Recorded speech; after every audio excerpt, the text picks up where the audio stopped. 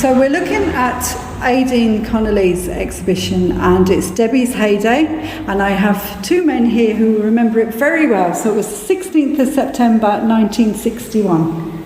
And that morning still is vivid in my memory. Wind blowing as usual, except this time my mother noted the wind was very low. The grass was literally folding over in the breeze. It got stronger and stronger. And my next door neighbour cycled to school that morning because it was customary to have schools open on a Saturday morning. And later that morning, tiles, slates, house damage, roof damage became the norm.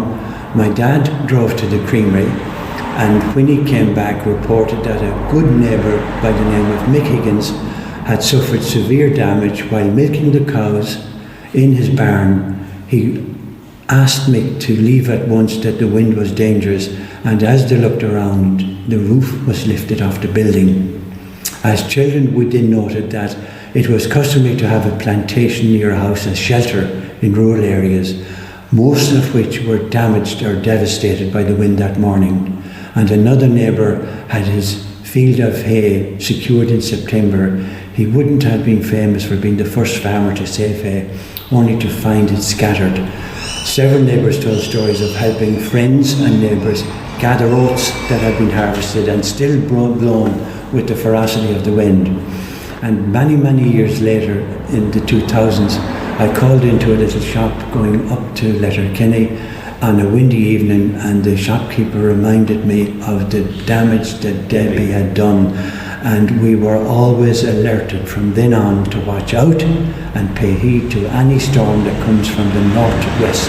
Wow. And where were you when the storm happened? I was starting off apprentice in Johnny Hart's in O'Connell Street when Debbie went roaring through the town, and I was only 14, 15 years of age.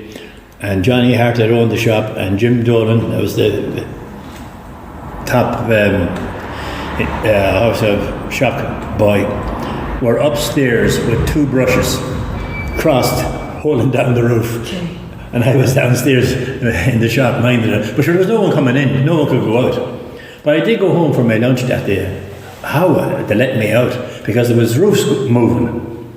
When up High Street, there was slates, Everins.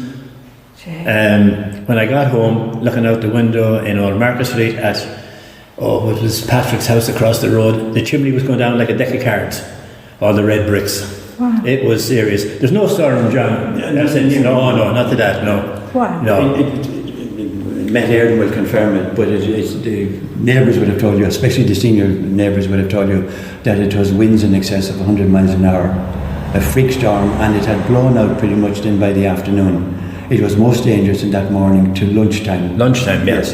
And then in the afternoon it abated again.